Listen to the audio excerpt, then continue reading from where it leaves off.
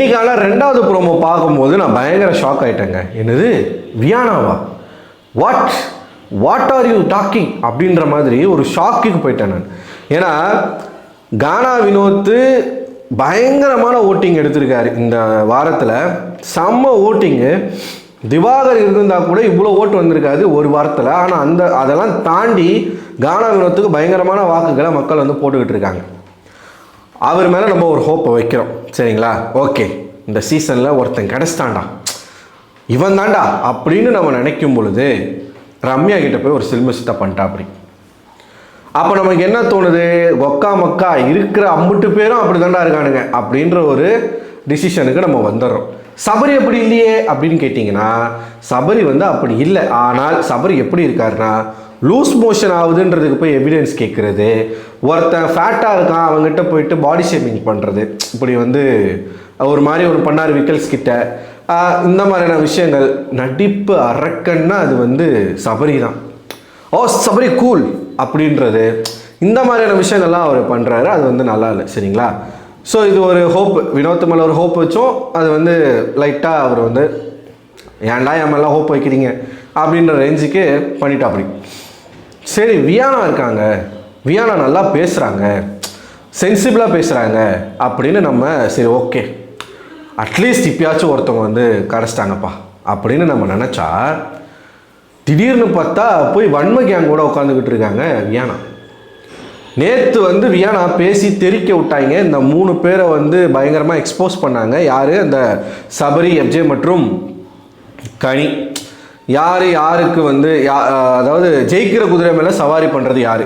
இந்த 3 பேரும் அவங்க மேலே மாறி மாறி சவாரி பண்ணிக்கிறாங்க அப்படிங்கிறத சொன்னாங்க. அப்போது இந்த திவாகரும் பார்வதியும் எப்படிப்பட்ட ஒரு துள்ளலை போட்டாங்க அப்படிங்கிறத நம்ம பார்த்தோம். ஏன்னா அவ்வளோ ஆனந்தம் அந்த கரடிகளுக்கு, அவங்கள எக்ஸ்போஸ் பண்ணிட்டாங்க அப்படின்னு சொல்லி. ஆனால் நல்லா இருந்துச்சு. வியானா அவங்கள எக்ஸ்போஸ் பண்ணது வந்து நல்ல ஒரு ஸ்ட்ராட்டஜி தான். ஆனால் அந்த ஸ்ட்ராட்டஜியை இண்டிவிஜுவலாக விளையாண்டா மட்டும்தான் வியானாவுக்கு அது வந்து பாசிட்டிவ். இது வரைக்கும் வியானா போட்ட சண்டைகள் மற்றவர்களுக்காக வந்த சண்டைகள் அப்படின்னு கேட்டிங்கன்னா கிடையாது. வியானாவுக்கு ஒரு இடத்துல ஒரு பிரச்சனை வரும்போது அவங்க குரல் கொடுக்குறாங்க. இப்போ சில கேள்வி வரும், எனக்கு ஒரு பிரச்சனை வரும்போது தானே நான் பேச முடியும், அடுத்தவங்க சண்டையில் போய் நான் ஏன் நிற்கணும் அப்படின்ற ஒரு கேள்வி வரும். கரெக்டு தான். அவங்களுக்கு ஒரு பிரச்சனை வரும்போது அட்லீஸ்ட் அவங்க வாய்ஸ் அவுட் பண்ணுறாங்க, அது வந்து நம்ம பாராட்டலாம். ஆனால் இந்த பிக் பாஸ் வீடு அப்படிங்கிறது இண்டிவிஜுவல் பர்சனை சார்ந்தது கிடையாது. ஸோ நீங்கள் அநியாயத்தை கண்டால் வாய்ஸ் ரைஸ் பண்ணுறது அப்படிங்கிறது இருக்கணும். அதுதான் உங்களுடைய பண்பு. இப்போ நமக்காக எவ்வளோ நிற்கிறோன்றதை தாண்டி அடுத்தவங்களுக்காக நம்ம எப்படி நிற்கிறோம், என்ன பண்ணுறோம் அப்படிங்கிறது தான் முக்கியம். ஆனால் இந்த சீசனில் அந்த மாதிரி யாருமே இல்லை. எல்லாரும் அவன் சுயநலத்துக்காகத்தான் ஒருத்தர் மேலே ஒருத்தர் வந்து சவாரி பண்ணுறாங்க. போன வாரம் வரைக்கும் திவாகர் வந்து மோசமானவன், திவாகர் வந்து ஒரு கேவலமானவன். சார் இந்த ஆள்கிட்ட போய் நான் பேசினேன் பாரு, சொன்னது பார்வதி. இன்னைக்கு கமருதீன் அந்த இடத்துல சொல்கிறாங்க, போய் இவங்கிட்டலாம் நான் பேசினேன் பாருங்க அப்படின்னு சொல்லிட்டு சொல்கிறாங்க. நாளைக்கு அது மாறும். பார்வதி வந்து ஒரு கெமிலியான் மாதிரி மாறிட்டாங்க. பார்வதி மேலே எனக்கு ஒரு ஹோப் இருந்துச்சு. அது வந்து எப்போ இந்த லவ் புக் வச்சு ஒரு கேம் ஆடினாங்களோ அப்பயே எனக்கு போயிடுச்சு. ஓகேவா? ஸோ வாரத்துக்கு வந்து அவங்களோட ஸ்டாண்டை மாற்றிட்டே இருப்பாங்க. இப்போ இன்றைக்கி காலையில் பார்த்தீங்கன்னா கமருதீன் கூட சேர்ந்து டான்ஸ் ஆடிக்கிட்டு இருக்காங்க. பார்வதி பொறுத்த வரைக்கும் அவங்க போடக்கூடிய சண்டைகள் அத்தனையும் கண்டென்ட் தான், அது வந்து ரியல் ஃபைட் கிடையாது. ஏன்னா எஃப்ஜே கிட்ட சொல்கிறாங்க, சண்டை போகிறதானே பிக் பாஸே, அப்போ தானே நம்மளை காட்டுவாங்க அப்படின்னு வந்து சொல்கிறாங்க. ஸோ இத்தனை நாளாக ப்ரோமோக்களில் பார்வதி வந்துட்டு இருந்தாங்க, ஒரு 2 நாளாக திவாகர் வந்துட்டு இருந்தார். இப்போ புதுசாக வியானாவாக காட்டியிருக்காங்க. என்னடா அப்படின்னு சொல்லிட்டு நம்ம ஓப்பன் பண்ணி பார்த்தா வன்ம கேங்கோட உட்காந்து பேசிக்கிட்டு இருக்காங்க வியானா. ஏற்கனவே அதாவது பூவோடு சேர்ந்த நாரும் மணக்கும்னு சொல்லுவாங்க, அந்த மாதிரி பார்வதியோடு சேர்ந்த எல்லாருமே வெளியில் வந்து நெகட்டிவாக தான் போகிறாங்க. திவாகர் ஃபஸ்ட்டு போனார், அவங்களுக்குள்ளே பிரச்சனை வந்தது, பிரிஞ்சு வந்தாங்க, வெளியில் வர மாதிரி போச்சு அந்த கேங்கில். அதுக்கப்புறமா கமருதீனும் கானா வினோத்தும் போனாங்க. கடைசியில் அவங்களுக்கு என்ன ஆச்சு, இவங்களே திருப்பி ஆப் அடிச்சிட்டாங்க, பார்வதி திருப்பி ஆப் அடிச்சிட்டாங்க. இப்போது அந்த கேங்கில் ஒரு இடம் காலியாக இருக்குது. அவங்க மூவர் கூட்டணி தான், ரொம்பலாம் அவங்க வந்து சேர்த்துக்க மாட்டாங்க. 2 பேர் இருக்காங்க பழைய அதாவது பிரிந்து சென்ற 2 ஆடுகள் மீண்டும் சந்தித்து கொண்ட போது பேச முடியவில்லையே அப்படின்ற மாதிரி பிரிஞ்சு போனாங்க. மறுபடியும் அது அவங்க 2 பேரும் வந்து லைக் போல்ஸ் மாதிரி, மேக்னெட் மாதிரி, எங்கே போனாலும் அந்த லைக் போல்ஸ் வந்து attract each other. Opposite poles வந்து அட்ராக்ட் ஈச் அதர் மாதிரி லைக் போல்ஸ் வந்து ரிப்பல் பண்ணுவான் தெரிலங்க, நம்ம ஃபிசிக்ஸை மறந்துட்டோம், அப்புறமா அதை வந்து பேசிப்போம். ஸோ இவங்க எங்கே போனாலும் கடைசியில் ஒன்று சேர்ந்துடுறாங்க, எனக்கு நீ உனக்கு நான் அப்படிங்கிற மாதிரி பேசிடுறாங்க. இப்போது அவங்க உட்காந்து வியானா வந்து பேசிகிட்டு இருக்காங்க. என்ன சொல்கிறாங்க அப்படின்னா, திவாகரை வந்து கலாய்க்கிறாங்களாம் அந்த வீட்டில் இருக்கிறவங்க. அவரை வந்து ஒரு ஃபன்னாக வந்து எடுத்துக்கிறாங்க அப்படின்னு. ஆமாம், அவன் ஒரு ஃபன்னு தான், பின்னா அவனை ஹீரோவா எனக்கு புரியுது. இந்த சீசனில் மிகப்பெரிய கோமாளி யார் அப்படின்னா அது திவாகர் தான். ரெண்டாவது கோமாளி வந்து பார்வதி. ஏன் இப்படி சொல்கிறீங்க அப்படின்னு கேட்டிங்கன்னா, என்றைக்குமே ஒருத்தன் இந்த உலகத்தில் வந்து கட்டுறது கையளவு கல்லாளது உலகளவு அப்படிங்கிற ஒரு மிகப்பெரிய வாக்கியம் இருக்குது. நமக்கு தெரிஞ்சதெல்லாம் வந்து ஒன்றுமே கிடையாது. அதாவது நமக்கு தான் எல்லாமே தெரியும், மற்றவனுக்கு எதுவுமே தெரியாது அப்படின்னு எவனுமே சொல்ல முடியாது. ஒருத்தன் வந்து ஃபிலாசபராக இருக்கான், ஒரு அறிஞராக இருக்கான்னா அவனுக்கு மேலே அறிவாளி ஒருத்தன் இருப்பான். இப்போ பெஸ்ட்டான ஒரு எக்ஸாம்பிள் சொல்கிறேன் பாருங்க. தமிழர்களாகிய நமக்கு முன்னோடிகளாக இருக்கக்கூடியவர்கள் நம்மளுடைய மூதாதையர்கள். நம்ம திருவள்ளுவர் எடுத்துக்கோங்களேன். திருவள்ளுவர் திருக்குறளை எழுதுகிறார். உலக பொதுமுறையாக இந்த திருக்குறள் வந்து போற்றப்படுது, பாதுகாக்கப்படுது. எல்லா மொழிகளிலும் மொழிபெயர்க்கப்பட்ட ஒரு நூல்னால் அது திருக்குறள் தான். ஓகேவா? ஸோ அப்படிப்பட்ட மிகச்சிறந்த ஒரு அறிஞர் தான் நம்ம புலவர். என்ன வேணால் அவரை சொல்லலாம், மிகப்பெரிய அறிவாளி திருவள்ளுவர். ஏன்னா ரெண்டே வரியில் உலகத்தில் நடக்கக்கூடிய அத்தனை விஷயங்களையும் வந்து கற்பிச்சுட்டு போனவர் ஒருத்தர். ஓகேவா? அதை விடவும் அவர் இப்போ திருவள்ளுவர் எந்த அளவுக்கு ஒரு அறிவில் சிறந்தவராக இருக்கிறாரோ அதை விடவும் அறிவில் சிறந்த ஒருத்தராக யார் இருப்பா? திருவள்ளுவருக்கு அந்த அறிவை கொடுத்த அந்த ஆசிரியர். இப்படி நிறைய பேர் இருக்காங்க. ஒருத்தருக்கு நீங்கள் போனீங்கன்னா அவருக்கு மேலே அவருக்கு மேலே அவருக்கு மேலேன்னு போயிட்டுருக்கோம். இப்போ திருவள்ளுவர் இருக்காருன்னா ஔவையாரை நீங்கள் எடுத்துக்கிட்டிங்கன்னா அவர் 2 வரிகளில் சொன்னதை 2 வார்த்தையில் சொல்லி முடிச்சுட்டு போயிட்டாங்க அவங்க. ஓகேவா? ஆத்திச்சுடியில் 2 வார்த்தையில் சொல்லி முடிச்சுட்டு போயிட்டாங்க. ஸோ இப்படி ஒருத்தருக்கு மிஞ்சிய இன்னொருத்தர் இருப்பாங்க. திவாகரை பொறுத்த வரைக்கும் அவருக்கு என்ன நினப்பு அப்படின்னு பார்த்தீங்கன்னா, என்னை மிஞ்சிய ஒருவரும் இங்கே கிடையாது. அது ஆபத்தானது. அந்த சிந்தனை இருக்குல்ல, அது ரொம்ப ரொம்ப ஆபத்தானது. அந்த சிந்தனை இருக்கிற ஒவ்வொருத்தனும் என்ன பண்ணுவாங்க, எல்லார்கிட்டையும் போயிட்டு அவனை சப்ரஸ் பண்ணுவாங்க, டிஸ்கிரிமினேட் பண்ணுவாங்க. பார்வதிக்கு திவாகருக்கு ஏன் ஆகலை? பார்வதிக்கு சொம்படிக்கிற வரைக்கும் திவாகர் நல்லவராக இருந்தார். பார்வதிக்கு என்னைக்கு பார்வதி வந்து ஓவராக திவாகர்கிட்ட வந்து இதே பார்வதி திவாகரை கலாச்சாங்க.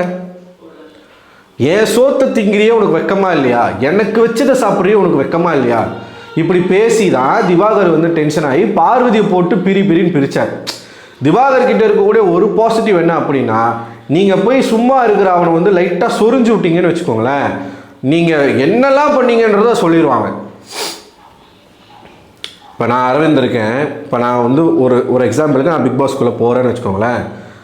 நான் ஒரு வாரம் வந்து திவாகர் கூட இருக்கிறேன். அப்போ நான் என்னெல்லாம் பண்ணியிருக்கேன்றது திவாகர் வாட்ச் பண்ணிப்பான்.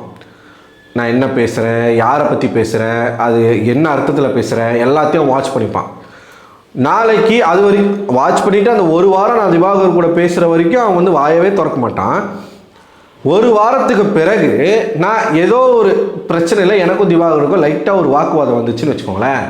அந்த ஒரு வாரத்தில் நான் என்னெல்லாம் அவன்கிட்ட ஷேர் பண்ணணும், என்னெல்லாம் நான் பண்ணணும், அத்தனையும் போட்டு உடச்சிருவான். கேட்டால் எக்ஸ்போஸ் பண்ணுறேன் அப்படின்வான். ஸோ அவன் கூட இருக்கிற வரைக்கும் அந்த ஒரு வாரம் நான் என்ன பண்ண அந்த தவறுகள் வந்து அவனுக்கு தவறாகவே தெரியாது. அவனுக்கு கேட்டால் அவனை நான் சப்போர்ட் பண்ணுறேன், அதனால் எனக்கு வந்து அது பிரச்சனை இல்லை. என்றைக்கு நீ எனக்கு ஆப்போசிட்டாக நிற்கிறியோ அன்னைக்கு நீ பண்ணது எல்லாமே தப்பு நான் சொல்லுவேன்.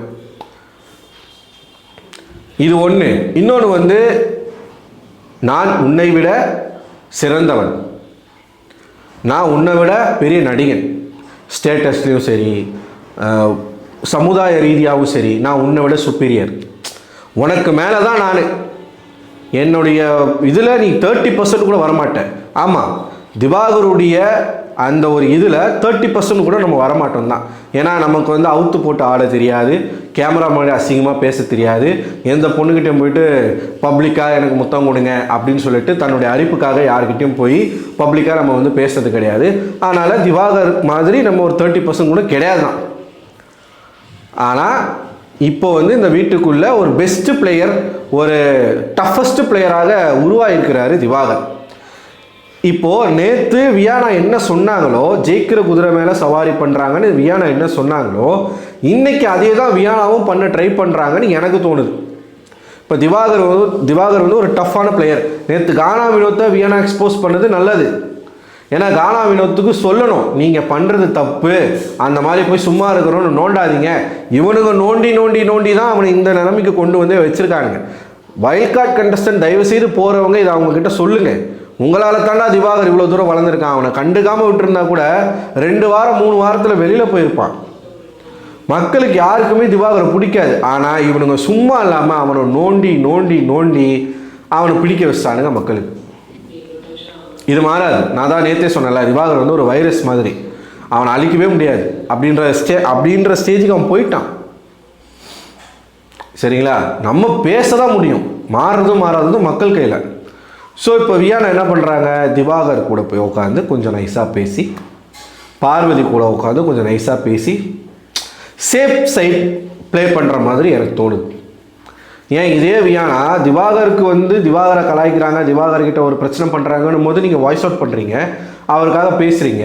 திவாகர் செய்யக்கூடிய அநாகரிகமான விஷயங்களை வந்து நீங்கள் இது வரைக்கும் பொது வெளியில் பேசுகிறதே கிடையாது.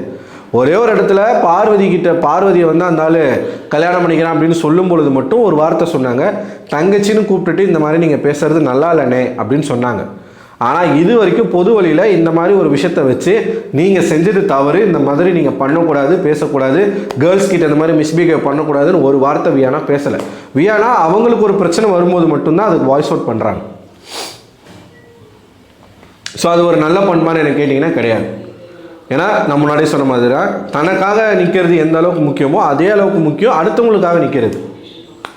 ஸோ வியானா வந்து அதை சேஞ்ச் பண்ணிக்கிறோம். நமக்கு இதான் 2வது ப்ரோமோவில் நடந்த விஷயங்கள் தான். உட்காந்து காசிப் பேசிக்கிட்டு இருக்காங்க. இன்றைக்கி பெருசாக கண்டென்ட்டும் கிடையாது. ஸோ நீங்கள் என்ன நினைக்கிறீங்க, வியானா அவர்கள் அந்த கேங்கில் போய் சேர்றது நல்லதா கெட்டதா? என்னை பொறுத்த வரைக்கும் ரொம்ப கெட்டது. ஏன்னா அவங்களுடைய அந்த டாக்ஸிக் மனப்பான்மை உங்களுக்குள்ளேயும் புகுந்துடும்.